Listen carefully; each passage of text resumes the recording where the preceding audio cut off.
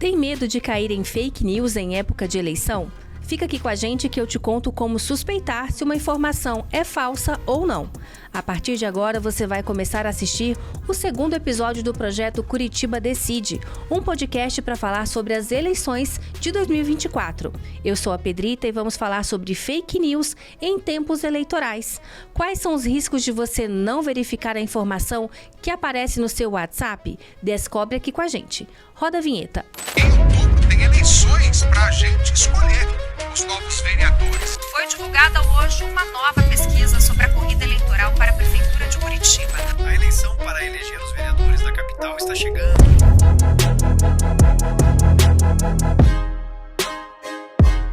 O tio do Zap tá falando que as eleições vão ser anuladas? Já viu vídeos de urnas eleitorais que adulteram o seu voto? Tá com cheiro de fake news e deepfake, né? E tem inteligência artificial no meio disso. A gente sabe que a desinformação corre solta na internet e nas redes sociais com as novas tecnologias da informação. Mas muitas vezes a gente não sabe nem como identificar uma notícia falsa.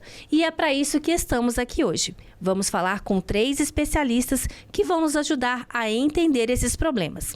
Hoje aqui comigo eu tenho a Karine Vieira, que é jornalista, professora e pesquisadora da área de educação midiática. Tudo bem, Karine? Tudo bem, é um prazer estar aqui conversando com vocês. E de volta aqui no podcast da Câmara, o Cláudio Soares, que é empreendedor e especialista em inteligência artificial em publicidades. Muito obrigado pelo convite. De novo, estamos aqui para ajudar as pessoas a entenderem mais sobre esse universo das IAs. E hoje a gente vai falar do lado meio perigoso delas. Então, vamos em frente aí. E aqui do meu lado eu tenho o Nelson Rosário de Souza, que é cientista social da área de Sociologia da Comunicação. Bem-vindo, Nelson. Olá, obrigado pelo convite também. É um prazer estar aqui para conversar com vocês. Para começar, a nossa colega de jornalismo aqui da Diretoria de Comunicação, a Pietra Rara, fez um VT que mostra algumas fake news mais polêmicas. E ela vai te ajudar a checar a informação e explica por que você deve ficar atento à forma e ao conteúdo na internet. Roda o VT. Você aí, cidadão, estamos em período eleitoral, não é? E você sabe que conhecer bem os candidatos e como funcionam as eleições é fundamental para você saber para onde vai seu voto. Mas cuidado que tem milhares de deepfakes e fake news rolando soltas por aí. Hoje a gente vai mostrar para você que é mais fácil desconfiar delas do que você imagina. Nesse primeiro fake a gente tem um vídeo de um jornalista que circula no YouTube falando que o sistema eleitoral dos Estados Unidos é o mesmo do Brasil. Aqui a gente tem informações como: o sistema de software é igual, portanto os Estados Unidos conseguem mexer no número de votos nas eleições brasileiras, e os Estados Unidos foram responsáveis pelo resultado das últimas eleições por terem acesso ao nosso sistema. Gente, isso aqui tá muito errado. Isso é bem falso e bem estranho. Então vamos verificar. Essa informação é fake news. O post usa um trecho da reportagem veiculada pela Rede TV em outubro de 2019 e ainda está disponível no canal da emissora no YouTube, ao contrário do que diz o post. Além disso, a postagem esconde partes que expõem que a gravação aconteceu antes das eleições presidenciais norte-americanas de 2020. O trecho mostra que a empresa norte-americana Election Systems and Software afirmou que não forneceria mais urnas eletrônicas sem o comprovante de votação individual em papel. Mas aqui no Brasil, essa empresa nunca foi contratada para fabricar as urnas que usamos nas eleições, assim como mostra essa página do site do Tribunal Superior Eleitoral, o TSE. Esse contrato também foi negado pela própria empresa estrangeira. Perceba que você não tem quase nenhuma informação nesse vídeo que tem fontes comprovadas. A imagem está um pouco distorcida, a gente não consegue entender o que está acontecendo nesse cenário e está com baixa qualidade também.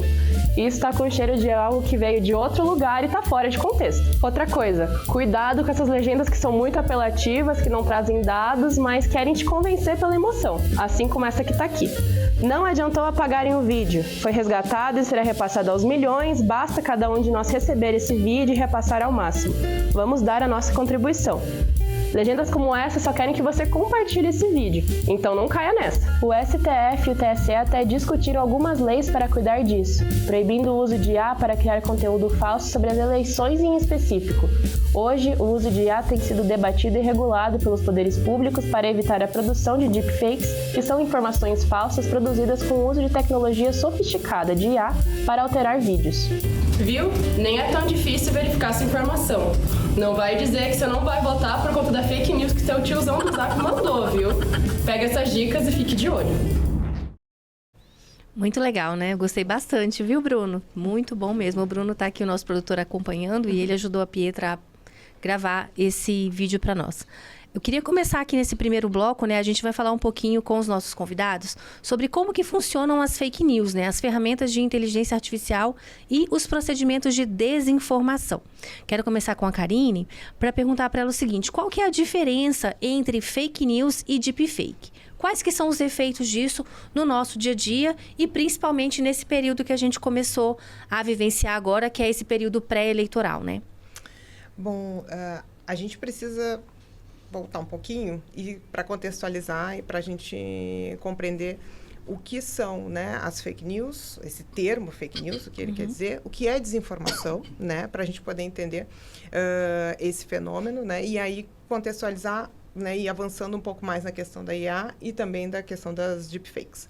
Então, assim, a gente tem algumas definições, né? Primeiro, o termo fake news, ele se popularizou muito, né? Desde 2016, efetivamente, né? A partir da eleição norte-americana, a gente já tinha tido um fenômeno de influência de conteúdos enganosos, né? E de desinformação, de disseminação de desinformação, ainda antes, né, na decisão sobre o Brexit no Reino Unido.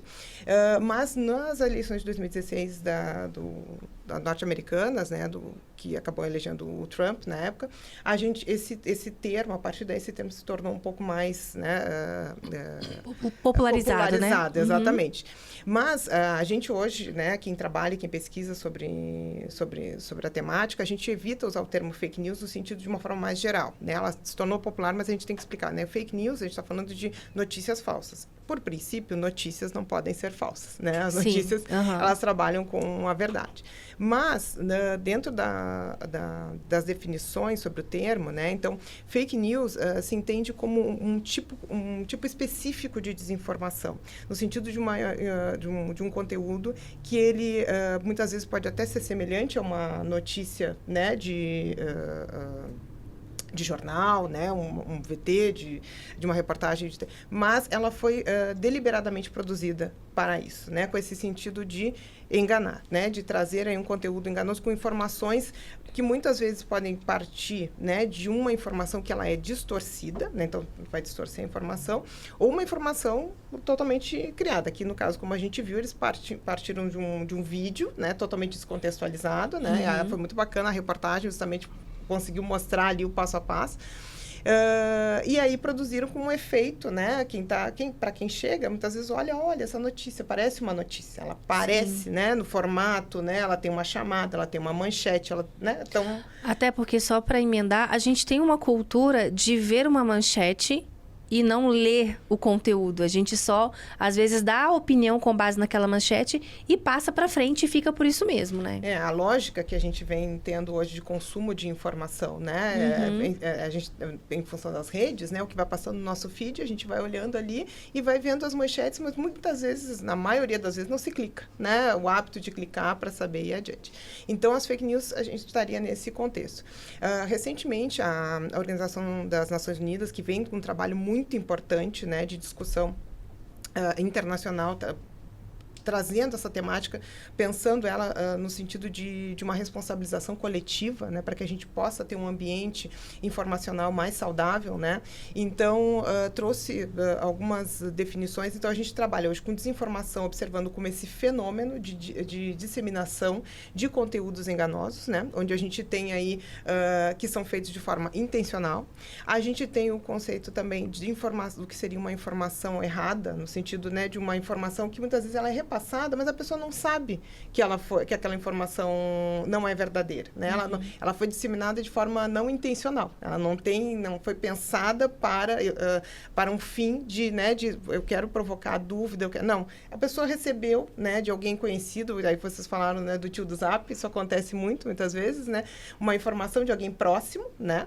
E aí eu acabo compartilhando totalmente sem intenção, né? Não sabia que aquela informação estava errada.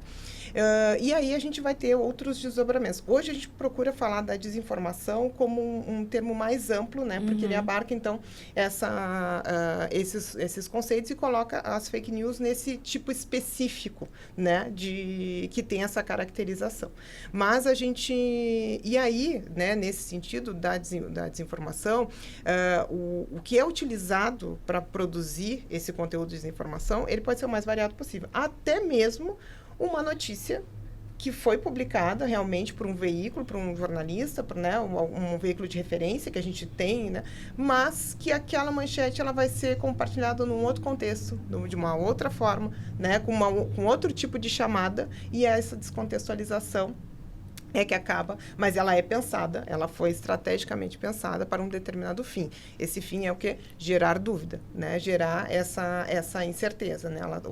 A desinformação trabalha muito com essas lógicas, né? De gerar dúvida, de gerar incerteza, de gerar o medo também, né? Principalmente quando a gente está falando, a gente viu durante a pandemia muito esse contexto, né? Da questão da provocação do medo. Como é que esses movimentos de desinformação, eles afetam a comunicação eleitoral?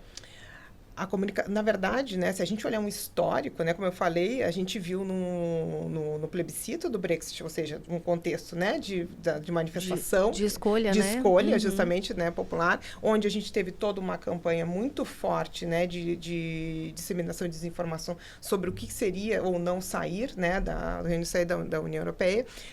A campanha de 2016, a gente viu isso muito fortemente, né, nos Estados Unidos, né, uma série de sites e principalmente na época no Facebook, né, de comunidades, falando uma série de notícias falsas plantadas, né, sobre os dois candidatos, mas a gente viu muito em função da candidata na época, Hillary Clinton, né, pelo Partido Democrata.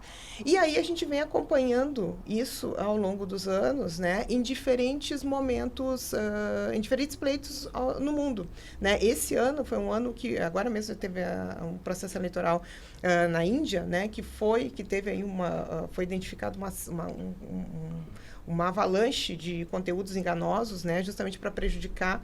Então, dentro do processo eleitoral, né, e a gente observou aqui no Brasil em 2018, 2022, e por isso já essa preparação toda e essa discussão, né, sobre as regras, né, dos conteúdos que vão circular nas redes sociais, a questão da identificação com relação à IA e tal, porque a desinformação, ela trabalha com a dúvida, ela trabalha com a incerteza. Então, eu vou dar um exemplo que não está ligado especificamente às eleições, mas, né, no caso das vacinas, né, a gente teve aí, ao longo da pandemia, numa situação já de medo, né, uma situação totalmente nova, né? Nova, inusitada, onde todos...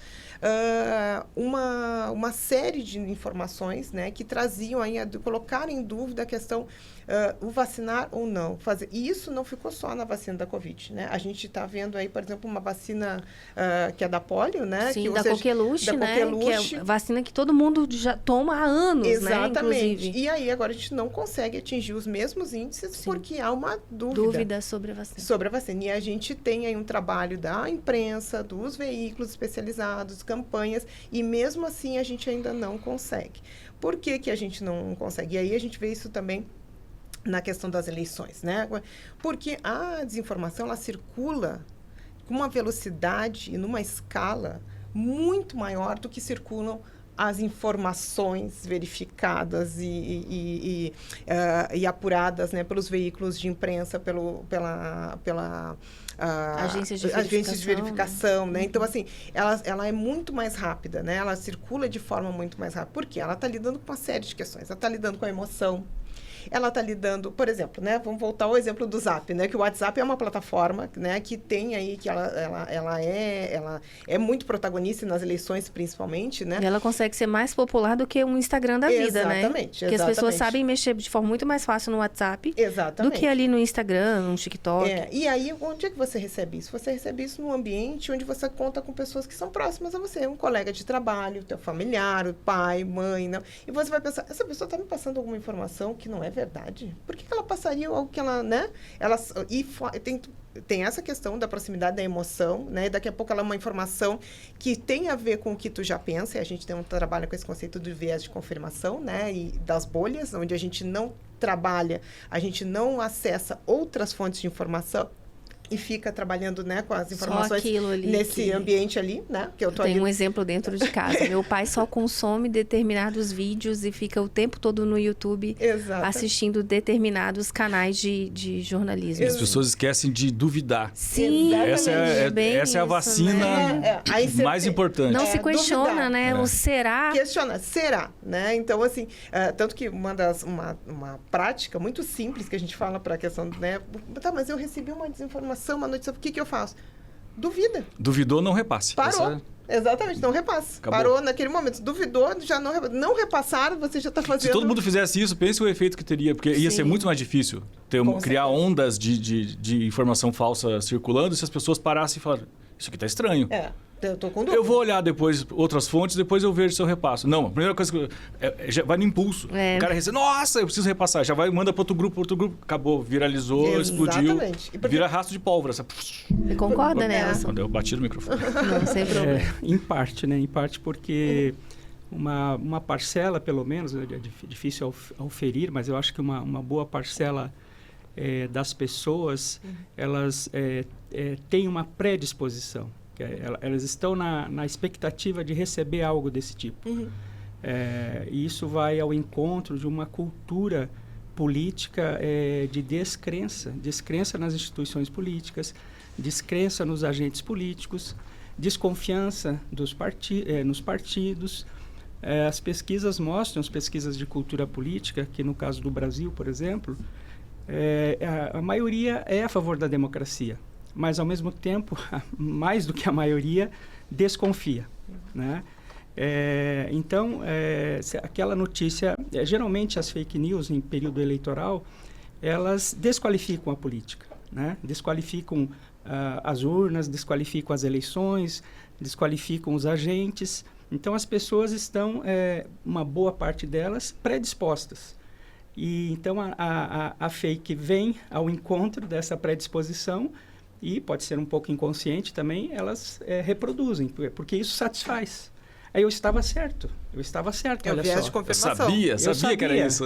Eu sabia que era isso que estava acontecendo. Por isso que eu sou contra tudo isso, por isso que... E incrível também que existem agentes políticos, né, partidos que se ocupam de reproduzir fake news, né? Quer dizer, apostam nessa descrença. É como dar um tiro no pé, né? Porque a única coisa que pode nos salvar é a democracia, são as instituições políticas. Como dizia o Maquiavel, a política não é o paraíso, mas sem ela seria o inferno. Então, você acredita que a desinformação ela interfere na tomada de decisão? A pessoa pode estar ali predisposta a repassar, mas até no momento do voto mesmo, aquilo dali que ela repassou e que ela acredita fielmente naquilo, ela pode interferir na escolha do voto dela ali, para quem ela vai votar, ou se é no candidato, ou se é só na legenda. O povo é fortemente afetado por isso? Pela desinformação, pelas fake news? Acho que tem que ter um certo cuidado com o que a gente chama na teoria, né, da comunicação, os efeitos, né? Porque durante muito tempo não, lá no início das reflexões sobre a relação entre mídia e o público, se acreditava num poder imenso, né? Um poder imenso do rádio, da televisão, sobre o comportamento das pessoas. Depois foi se avaliando com as pesquisas que não é bem assim. Tem uma série de mediações que complicam essa relação comunicativa. Então não é automático. Você tem a emissão de um conteúdo e a pessoa, como se fosse uma página em branco, introjeta aquilo e se comporta daquele jeito. Não é assim, é muito mais complexo do que isso. Por exemplo, você tem, só para citar uma variante aí, você tem os os influenciadores, né? Os formadores de opinião. Às vezes a pessoa nem prestou muita atenção no telejornal, não prestou muita atenção no vídeo que veio ali do WhatsApp e tal, mas alguém que ela confia, você viu o que está acontecendo? As urnas estão sendo fraudadas. Ah, eu ouvi alguma coisa a respeito disso. Quer dizer, esse influenciador próximo tem mais efeito sobre o comportamento dela do que propriamente algum conteúdo midiático, né? Então, é preciso ter um certo cuidado. E as coisas também funcionam um pouco nessa dimensão que eu mencionei, né? Da predisposição.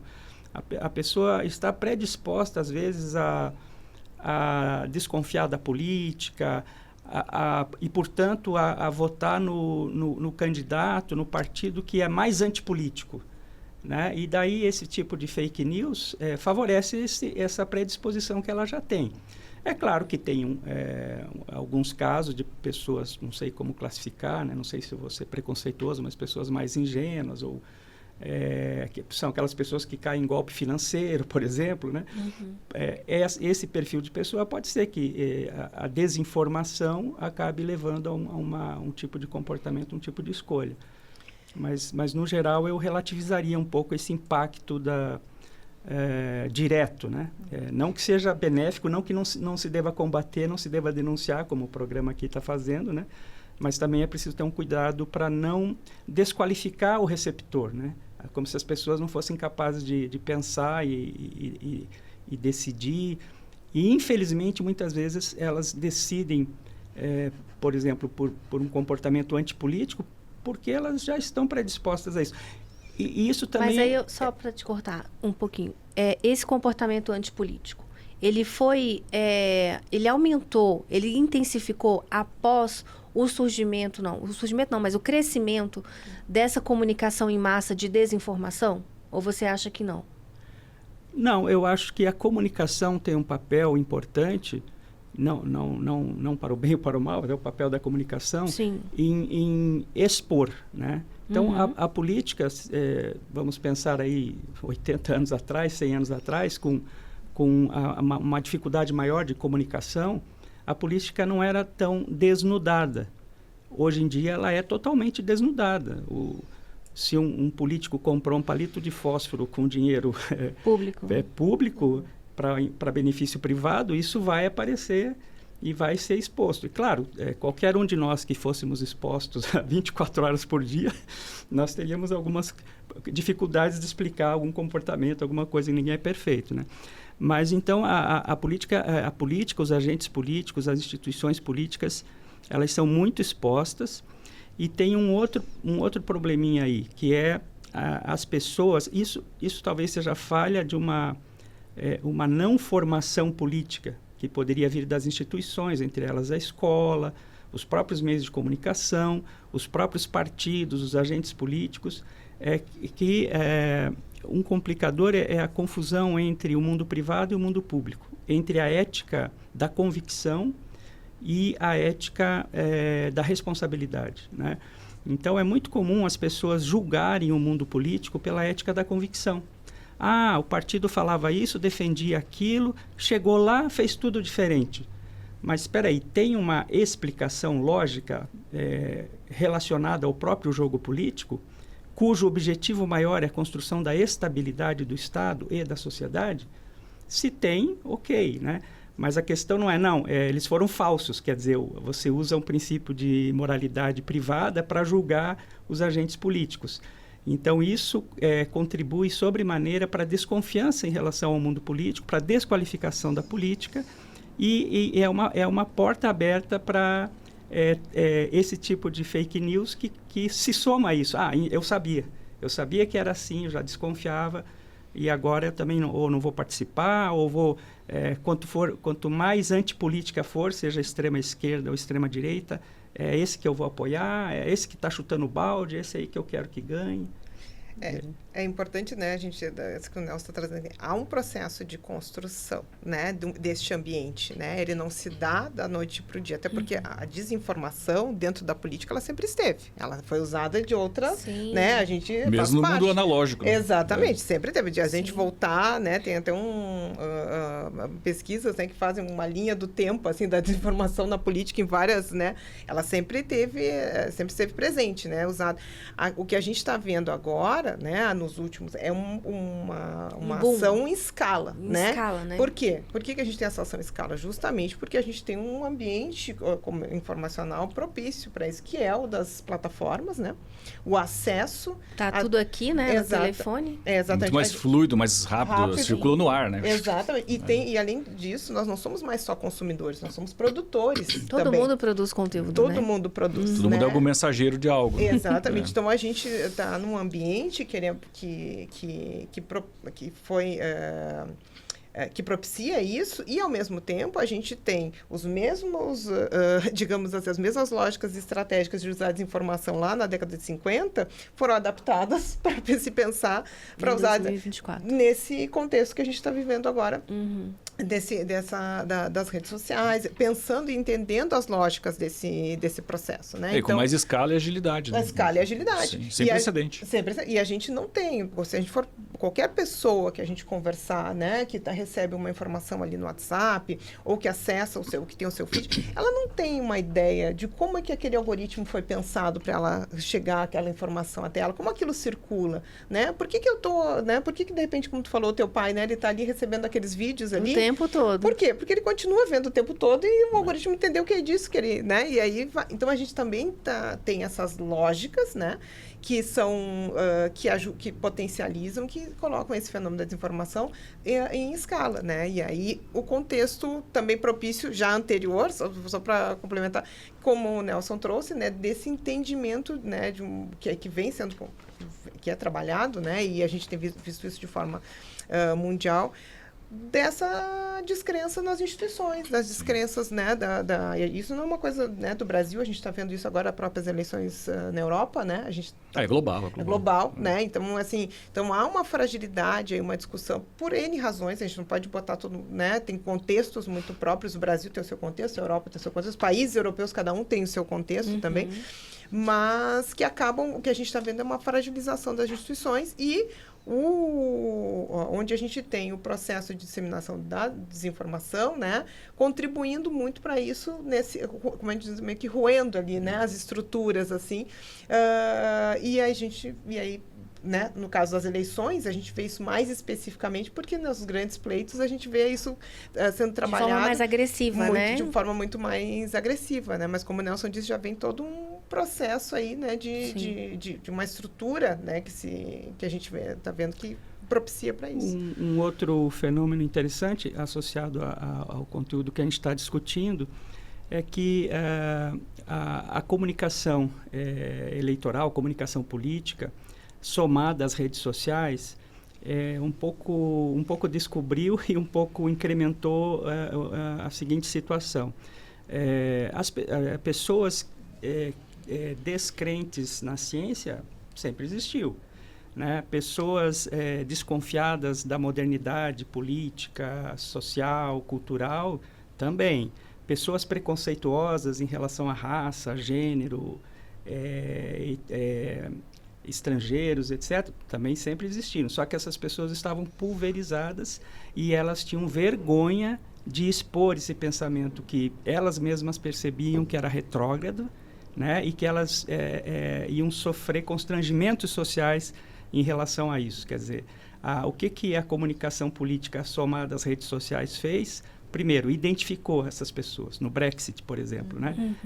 Foram lá bater na casa das pessoas, fazer pesquisa eleitoral e começaram a perceber que aquelas pessoas tinham determinados valores, só que elas não falavam de primeira. É só depois de uns 20 minutos de conversa que a pessoa expunha o preconceito dela contra os estrangeiros, né? Aí os pesquisadores começaram a perceber, não, mas a gente pode transmitir para as pessoas que elas não estão sozinhas e que esse pensamento não é tão ruim assim, elas têm uma certa razão. A gente pode dar confiança a elas. Então, e aí isso somado às redes sociais, onde você cria a tua bolha de pessoas igual a você. E dá voz a elas, né? Dá voz, é o que vocês já falaram, dá voz aos idiotas. Então, agora, a pessoa não tem mais vergonha de ser idiota. Ela se orgulha de ser idiota, de ser contra a vacina, por exemplo, né? Então, esse fenômeno também é um fenômeno que contribui para esse solo que fertiliza as fake news. Né? Porque, claro que tem as pessoas ingênuas, pessoas desinformadas, pessoas que não têm tempo, né? Tem pessoas que não têm tempo de se informar, de buscar informação mais qualificada, isso tem também. Mas também tem uma boa parcela de pessoas que forma esse público que tem a expectativa de receber esse tipo de notícia por conta das suas convicções e, inclusive, disseminar esse tipo de fake news, né? Que não gosta de alguém que concorde com a gente, né? Encontrei meu grupo. É sempre mais fácil, né? Eu encontrei meu grupo, eu fico mais confortável. Imagina mais isso numa escala, né? Como a professora Nelson colocou, pensada, né? Tipo, olha quantas pessoas pensam como Ninguém quer ser criticado. A pessoa quer um tapinha nas costas e falar, olha, tá tudo certo. Não, e tem uma dose de ressentimento. Tem pesquisas antropológicas lá nos Estados Unidos, no contexto lá da eleição do Trump e tal. Pessoas que já há 10, 20 anos faziam pesquisas no meio rural, em pequenas cidades, e elas percebiam que quando você ganhava confiança das pessoas, que as pessoas começavam a expor mais o seu pensamento, essas pessoas tinham um certo ressentimento do tipo assim, eu sempre fiz tudo certinho na vida, e agora eu ser heterossexual não dá ibope, o que dá ibope é ser homossexual. A pessoa se revoltava com isso, né? Eu agora estou desempregado, mas veja, o cara que veio do México ali tem um emprego, que absurdo isso. Por isso que eu sou contra o mexicano. E daí isso a reprodução desse discurso em relação a gênero, em relação à sexualidade, etc. Então, é um ressentimento que estava guardado ali debaixo de algumas camadas, que a hora que aparece alguém e diz, não, você está certo, e eu me identifico com você e vamos nos orgulhar do que nós somos, né? Anticivilizados, preconceituosos, racistas, sexistas e aí, homofóbicos, etc. Né? E aí, junto a isso, a fragilização das instituições, né? A fragilização do Estado, a fragilização... A gente viu agora num fenômeno muito recente, né? Até o NetLab da Universidade Federal do Rio de Janeiro fez um olhar muito recente durante os primeiros 10 dias da tragédia climática no Rio Grande do Sul. Eles conseguiram identificar acho que 8 ou 10 narrativas que foram construídas, e uma das principais era justamente de que quem estava ajudando o povo era o povo, pelo povo. Não havia nenhuma estrutura governamental apoiando, né? Sim, em qualquer nível. Eu ouvi muito isso. Exatamente, né? Isso ficou muito presente dentro das redes sociais. E Zap, né? Circulando também, Exatamente, né? E aí a gente viu influenciadores que se aproveitaram nesse processo, né? E entraram justamente aí. E aí a gente uniu duas questões muito importantes, né? Esse ano saiu um relatório do Fórum Econômico Mundial colocando que nos próximos 2 anos o principal risco para o mundo, nas economias, na política, é a desinformação, nos próximos 2 anos. E em uma década, a gente tem as tragédias climáticas, estão em segundo, nesse período de 2 anos. Em uma década, se não me engano, a desinformação está em quinto e as tragédias climáticas em primeiro. Ou seja, a situação que aconteceu recentemente no Rio Grande do Sul, ela uniu as duas coisas, né? E aí trouxe, né, para além da desinformação climática, que já é um fenômeno, né, o do negacionismo climático também, né, que a gente... ainda a questão... questões políticas, né, e aí a gente viu isso em diferentes níveis, né, lá, né, e também isso replicando, por exemplo, teve situações de pessoas que pararam de fazer doações porque não está chegando, as doações não estão chegando nas pessoas, estão desviando e tal, e aí a imprensa não dando conta de poder combater a desinformação, né? Então, imagina, é uma situação recente, mas que uniu duas pautas críticas aí, né, e que são hoje entendidas, né, globalmente pelas instituições como riscos para a democracia, para a sociedade, né, como um todo. Ao meu ver, todos os exemplos citados até agora mostram uma coisa, o problema não está na tecnologia, está nas pessoas, né? Mas vamos falar um pouquinho da tecnologia agora, Cláudio? Nas pessoas, né? Coitada da tecnologia leva a culpa, mas quem faz as besteiras e você já tinha falado isso no episódio lá do programa a Respeito que a gente gravou, né? Sobre o mau uso das tecnologias, né? Elas estão ali para serem bem usadas, mas quem vai usar é o quê? É o ser humano. E ele pode usar tanto para o bem quanto para o mal. Quanto mais avanços de tecnologia nós temos, mais sofisticadas ficam as montagens e as alterações, as adulterações na internet. Está sendo muito usada a inteligência artificial na produção dessas fake news? Está. Das deepfakes também? Está. Eu vou citar um exemplo recente de uma ferramenta muito popular na produção de imagens geradas, que é o Midjourney. É bem famosa, é a mais famosa da internet. O Midjourney, quando ele abriu em 2022, ele abriu com conta grátis para você testar por um tempo e tal. Aí chegava num certo patamar, você tinha que assinar, porque você já tinha usado a tua cota grátis. Eles tiveram que fechar a conta grátis, porque eles não conseguiam mais identificar as pessoas que estavam produzindo imagens com figuras públicas, papa, presidentes, líderes mundiais, e isso estava gerando problema, porque a pessoa que recebe, ela não tem critério para falar, isso aqui é falso. Aquilo é tão parecido com uma imagem real, agora está melhor ainda. Pensa, eu estou falando de 2023, 22 para 23, quando estava numa versão 4 para 5, agora já está na 6. E ele já fazia aquela imagem do Papa com a jaqueta branca. Aquela com a japona, né? Aquela lá é clássica. Viralizou um monte. Assim. Depois dessa, algumas do Trump. Hoje, se você tentar gerar uma imagem do Trump, a plataforma já está treinada para te negar a geração. Ela não faz. E eles fecharam só para o pago, porque ele consegue identificar, porque você está usando lá, não tem um cartão de crédito seu associado àquele pagamento. Então, ele tem algum tipo de rastreabilidade para encontrar quem fez. Outras plataformas, que também são pagas, elas não permitem que você faça um clone. Fazer clone é a coisa mais fácil do mundo. Mas elas, plataformas pagas, de serviço mesmo, elas não permitem que você faça um clone sem que você identifique ao vivo. Você tem que fazer uma autorização de audiovisual ao vivo. Você tem que olhar para a câmera, ler a mensagem que aparece ali, depois que você sobe o vídeo de amostra para clonar, declarando que você é aquela pessoa, que você autoriza que a plataforma use aquilo para fazer versões depois, porque ele vai clonar a tua voz, tua imagem, teu rosto, tudo, e vai fazer o que você quiser. Só que aí você mesmo está fazendo com você. Com você está autorizando, né? Então, para quê? Para evitar que você faça com terceiros. Só que eu estou falando das plataformas do mundo oficial, que estão rodando, que cobra pelo serviço e tal. Elas não querem se envolver em nenhum tipo de confusão. Mas nós temos plataformas abertas, de código aberto, que você instala e você monta no teu computador e você faz o que você quiser. Aí não tem limite. Por isso que nós vamos ver ainda muita coisa bizarra acontecendo. E o problema bate de novo no ser humano que recebe, né? Porque a pessoa não para e fala, isso está muito estranho, muito fantástico para parecer real. As pessoas não... É como se elas não quisessem duvidar, né? Aquilo que você falou, né? Aquilo vai de encontro a algo que ela gostaria já de receber. Ela fala, nossa, era o que eu precisava. Vou passar para todo mundo que eu conheço. Então, temos esse problema. A tecnologia está num ponto que você já dificilmente você consegue reconhecer facilmente quando é falso. Você já utilizou aqui o exemplo da Midjourney, né? Inclusive, lá no seu Instagram, você fala um pouquinho sobre essa ferramenta e fala sobre outras também. Sim. Quais que são as que são mais usadas hoje em dia, assim, que são de mais fácil acesso da população? Pro bem. E que facilitam o uso pro mal também, assim. Porque a gente está falando de desinformação, de fake news, de deepfake, né? Então, quais que seriam, assim, as que são mais usadas? Ou como que elas conseguem acessar de forma tão fácil essa ferramenta? Porque elas são de código aberto. Você baixa o modelo, instala, monta o teu servidor. É você com você mesmo. Você não tem que prestar conta para ninguém. E algumas até rodam em servidores do Google, mas são estruturas que você monta lá um código para rodar. Então você consegue instalar essas ferramentas na nuvem e usar também, né? Uma delas chama Deepfake Lab.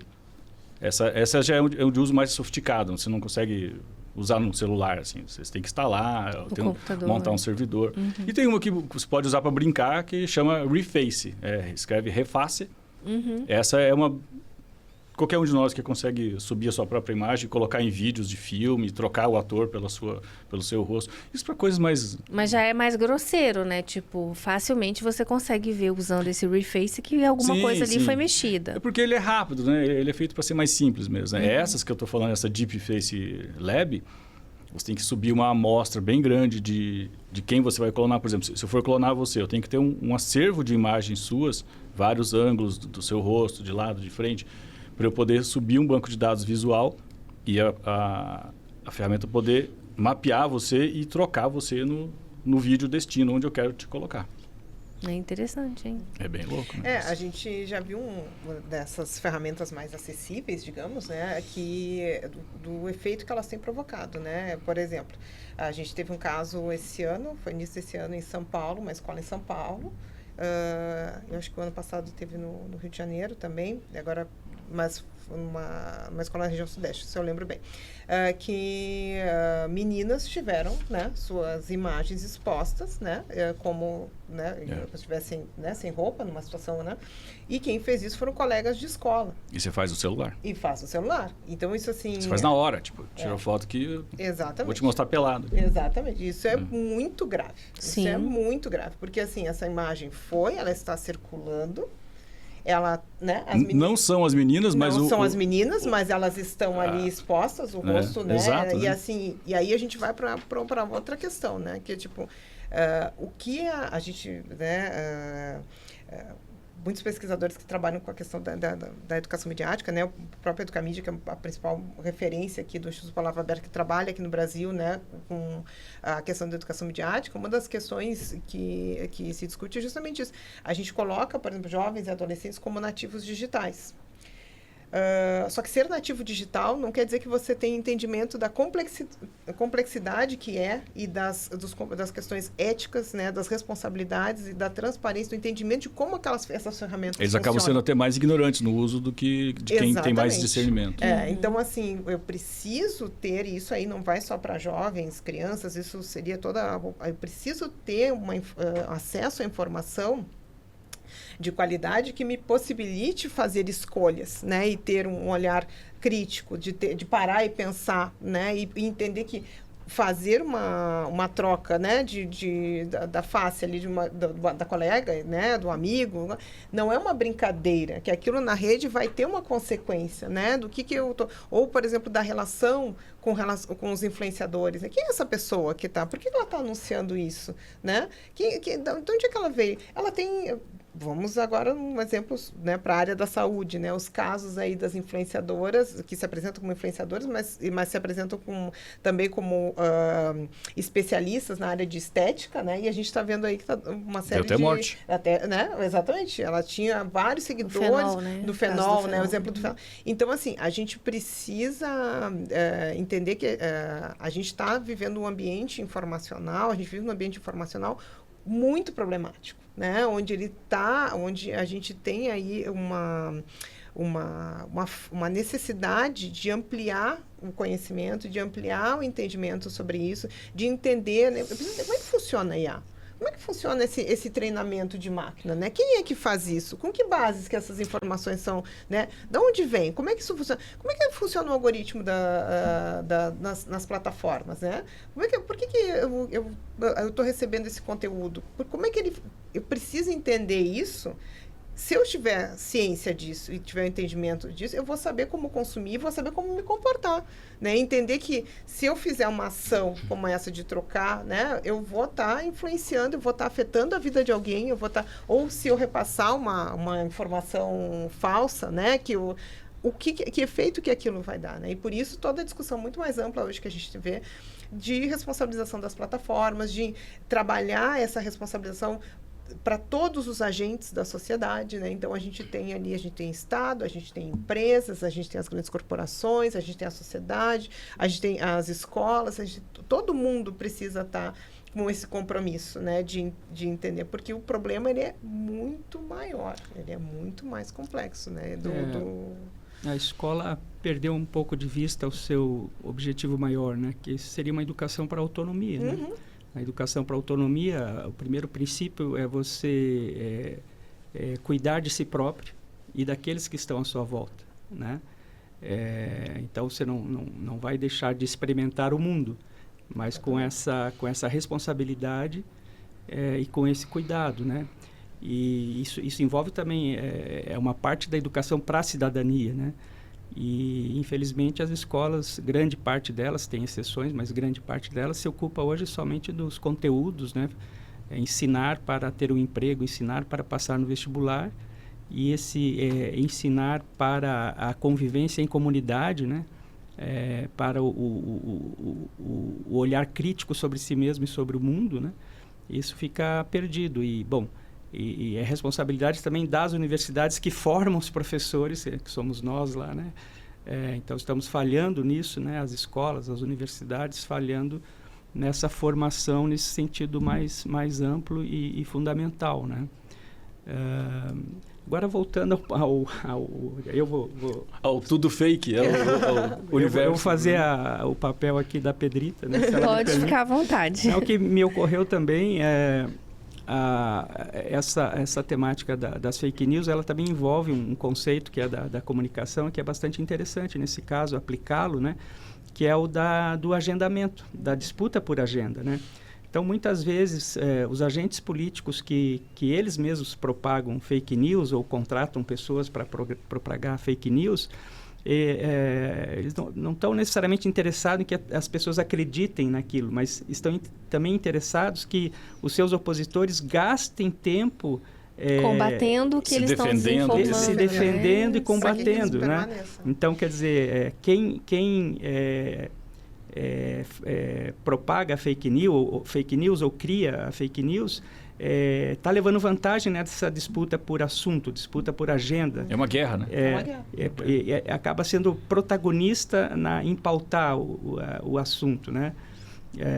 Então, isso também é um elemento interessante, né? No caso da situação do Rio Grande do Sul que eu trouxe, foi justamente isso, né? A gente estava com aquela calamidade, né? Aquela situação absurda, mas a desinformação acabou entrando em pauta, né? Sim. Porque, bom, então a gente tem que parar tudo para resolver isso agora e esclarecer as pessoas, porque senão vai ficar inviável, né? Imagina, no momento precisando de tanta ajuda, o Estado, isso se afeta. Agora eu vou fazer uma pergunta geral aqui. As pessoas querem ser esclarecidas? Eu tenho essa dúvida no meu dia a dia, observando a humanidade como um todo. Eu tenho essa dúvida. As pessoas querem, porque a galera meio que pede para... Me engana. Sabe aquela me engana que eu gosto, assim?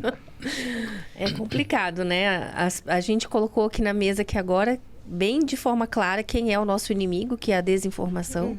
A gente expôs ele de todas as formas aqui, e quem está assistindo o podcast vai ter a oportunidade de responder essa sua pergunta, né? Eu realmente quero ou não quero continuar sendo enganado, né? Ou eu quero ajudar as pessoas a serem mais bem informadas e serem mais esclarecidas sobre aquilo que elas recebem no celular ou veem na televisão, no YouTube, enfim.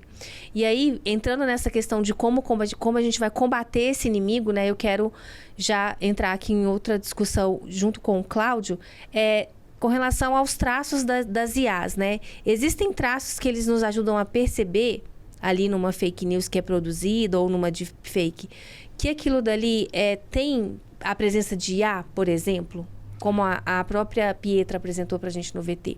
Tem. Ainda a IA, tanto a de vídeo quanto a de imagem, ela não está em níveis de 100% de perfeição, de você falar, nossa, isso não tem como dizer que não é. Ela ainda vai apresentar alguns detalhes, por exemplo, pensando em imagens estáticas, detalhes de defeito em mãos, defeito em figuras de segundo plano.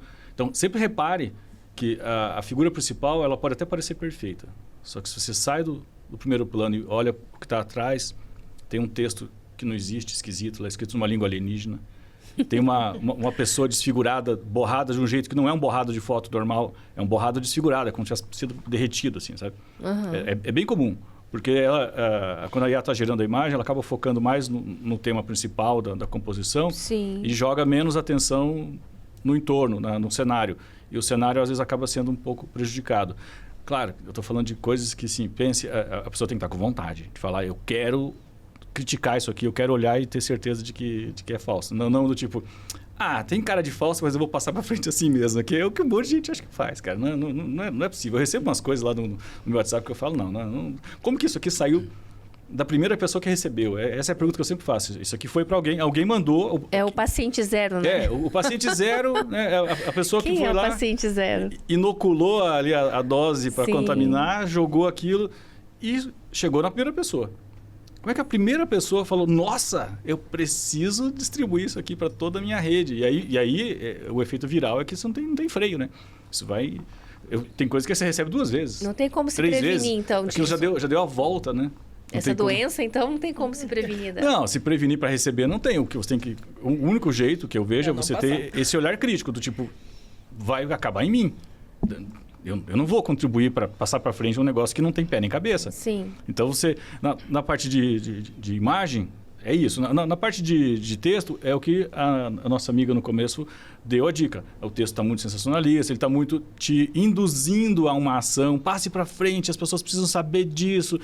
Ele te força a fazer um comportamento de manada, de vou ajudar as pessoas em volta de mim, eu preciso...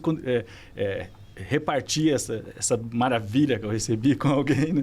Então, na parte do texto tem sempre esse exagero. E na imagem, quando está esses defeitos, né? Porque o que também você consegue manipular? Eu consigo fazer... Isso é um outro problema. Quem sabe usar, eu consigo pedir para o Midjourney me dar uma foto com características visuais como se ela tivesse sido tirada com um celular em 2018. Então, ele fica parecendo uma foto... Antiga, numa estética de linha do tempo que você reconhece aquilo, porque a gente viu muita foto ao longo da vida, você consegue ver uma foto que parece que não é super moderna. Antiga, né? Você fala, isso aqui tem cara de ser algo documental, foi tirado de né? Isso aqui é praticamente uma prova documental de que aquilo aconteceu, né? Entendi. Então você consegue fazer fotos eu consigo gerar fotos com cara de 1920, se eu quiser. E fica aquela foto preto e branco, sepiada, assim, e você olha e fala, parece, né? Só que o conteúdo não engana, você tem que olhar o conteúdo, não a mensagem somente, você tem que olhar o teor do conteúdo, os detalhes. Aí entra aquilo que eu falei, repare nos detalhes de desenhos, de coisas que estão em segundo plano. E isso a gente está falando de imagem, De né? imagem. Mas a gente No também tem vídeo- que cuidar com O áudio, tem que cuidar com o texto. No né? audiovisual, como eu falei, que não é tão simples você pegar uma imagem pronta de alguém e fazer uma sincronia.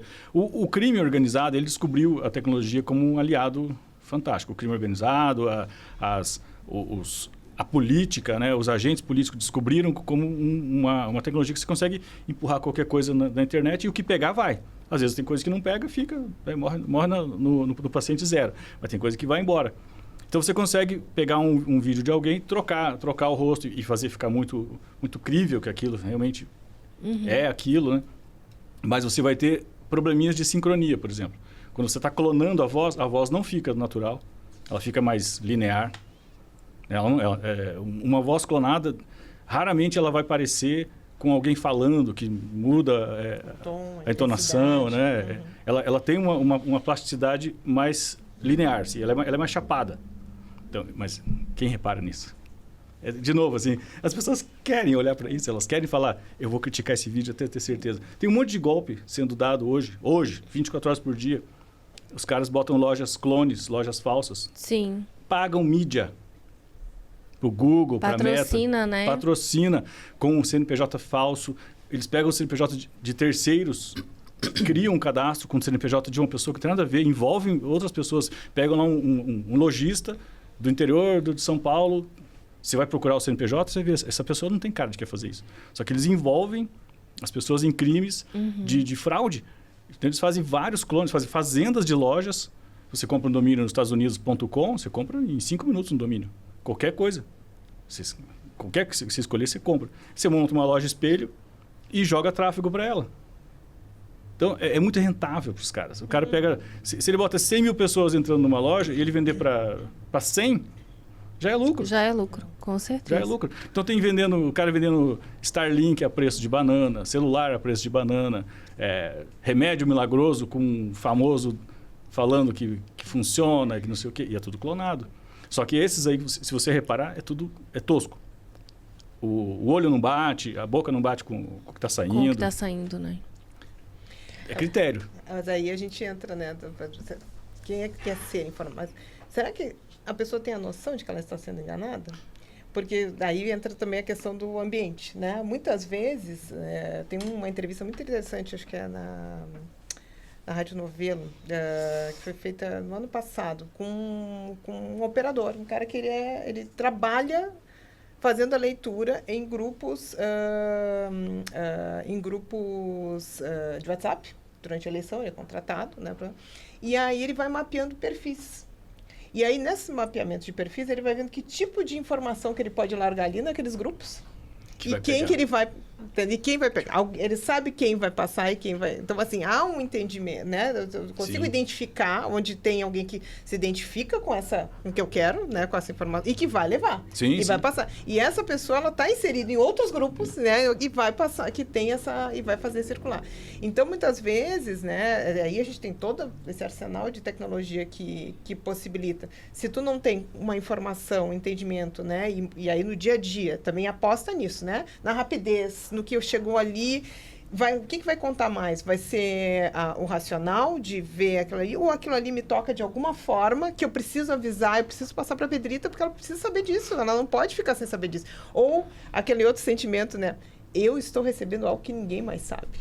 Também tem isso, exato. Né? Eu estou uma informação que ninguém mais sabe. E aí tem a coisa do mensageiro, né? Exato. Então, assim, a gente tem que pensar isso, por isso que quando a gente fala da questão, né, do ambiente informacional, de qualificar esse ambiente, a gente está falando, o professor Nelson falou do papel das escolas, né, desse entendimento das escolas, né, do comprometimento com a cidadania, o comprometimento com o outro, entender o que eu, né, a minha responsabilidade ali.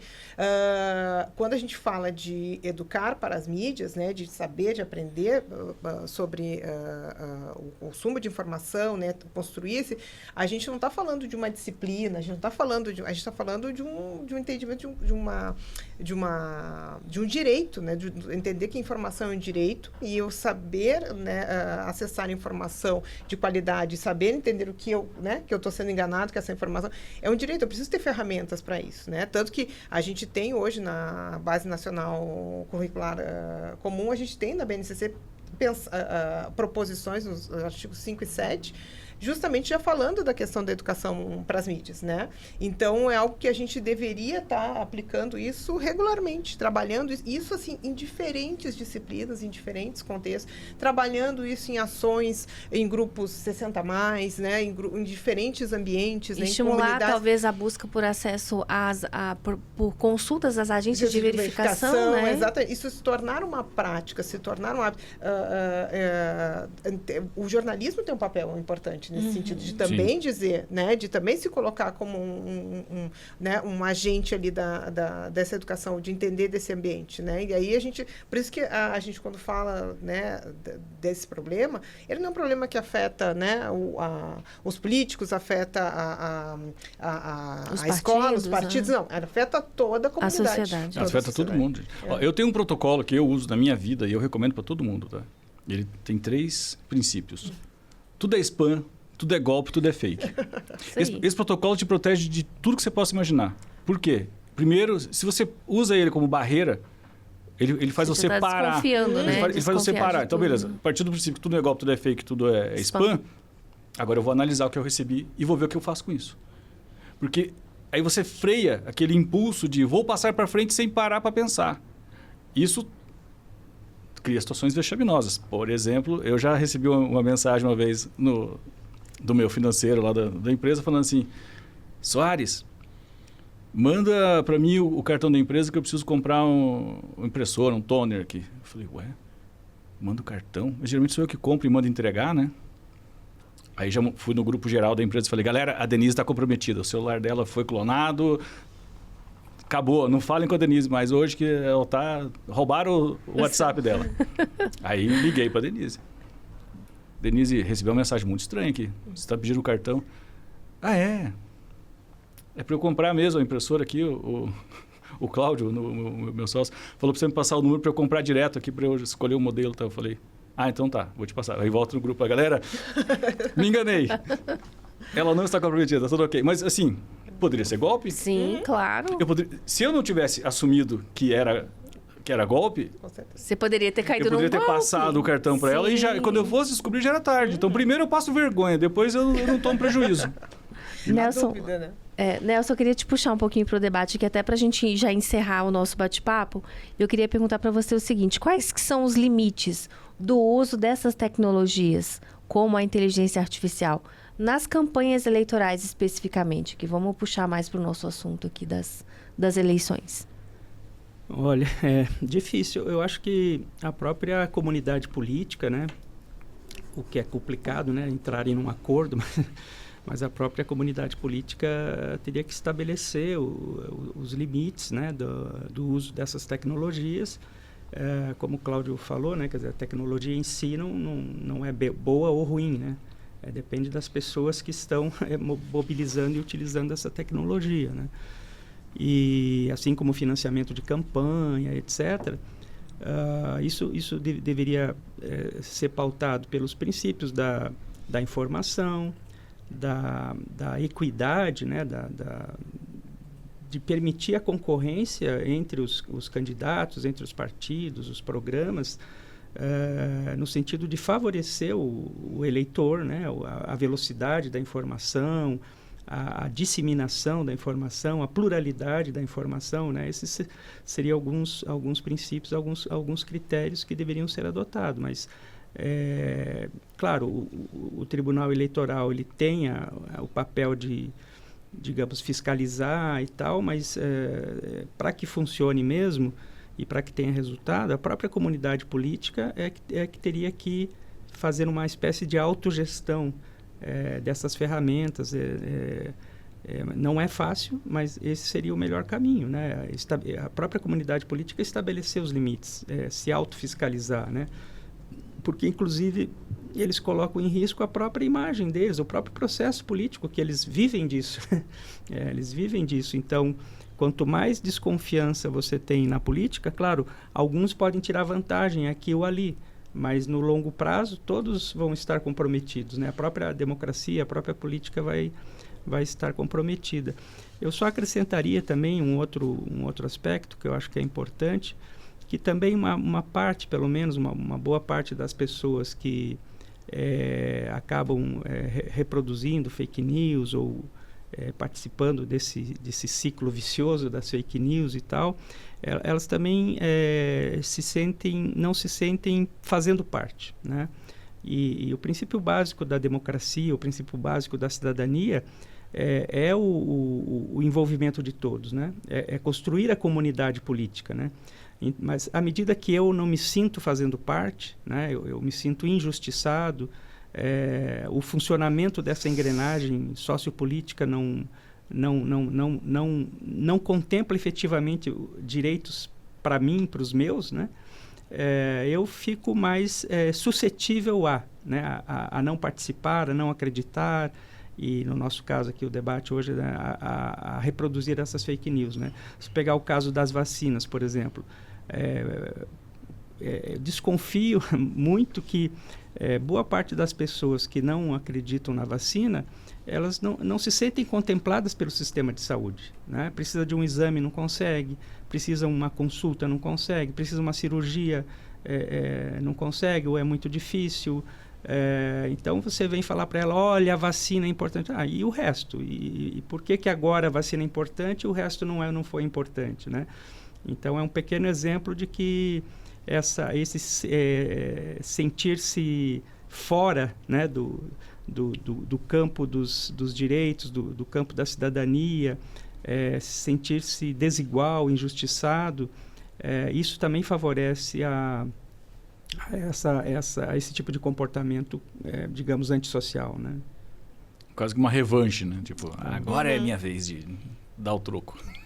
É o que a gente vê muitas vezes nos processos eleitorais, né? A gente tá vendo isso agora, por exemplo, nas eleições na França, né? Que justamente tem muito focado, e aí o espaço das redes sociais, tipo o TikTok, falando justamente com a juventude que está se sentindo não contemplada nesse momento, né?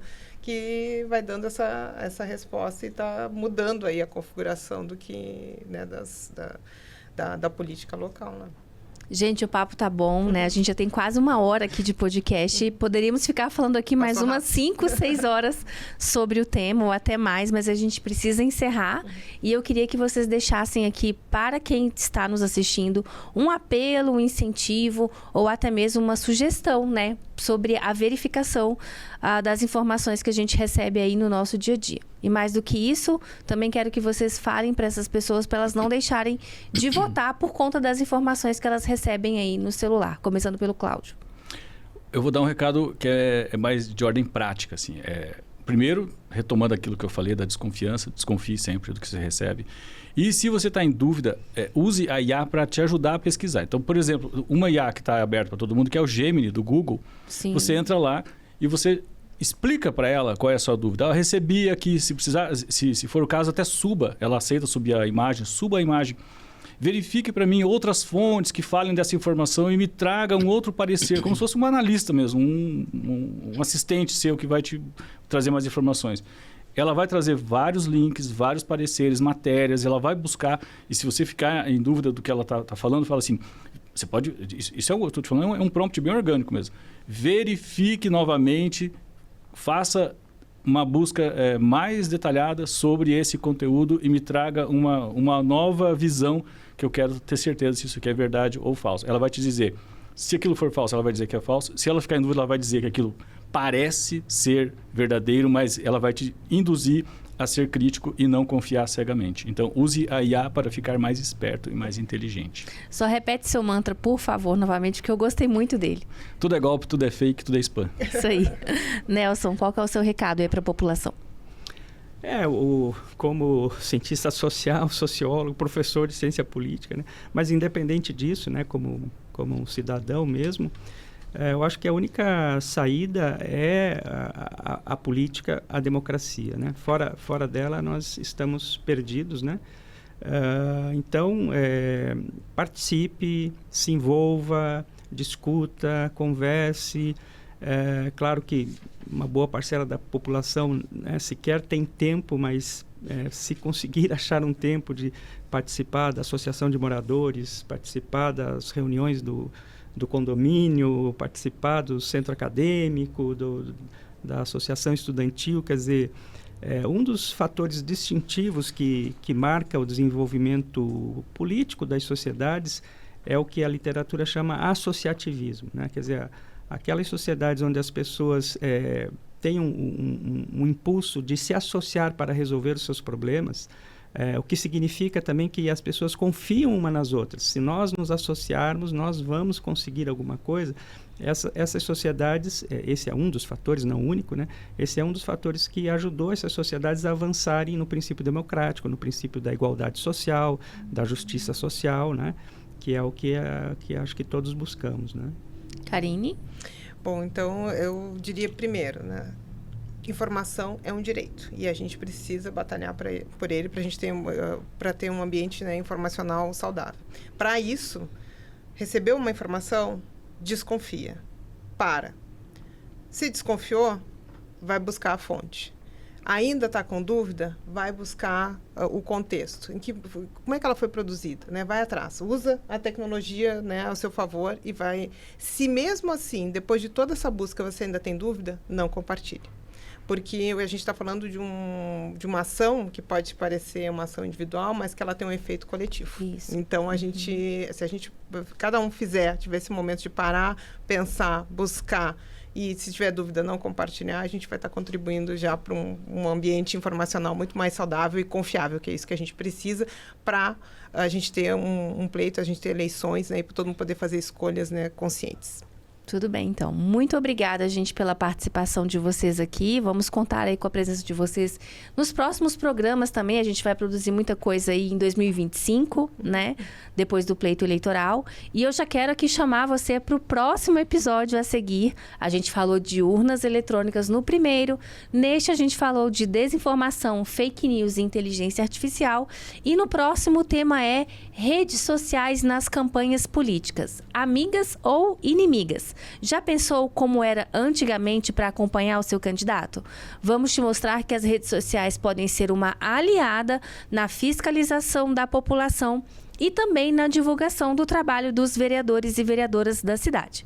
Eu quero convidar você aqui, se você ainda não ativou o seu sininho, não está seguindo o CMC Podcasts, inscreva-se aqui no canal do YouTube da Câmara, procure a Câmara também no Spotify e siga a gente para você não perder nenhum dos episódios do projeto Curitiba Decide. Até o dia 6 de outubro serão 15 episódios incríveis que vão te orientar sobre como votar melhor esse ano. Tchau, tchau. Em outubro tem eleições para a gente escolher os novos vereadores. Foi divulgada hoje uma nova pesquisa sobre a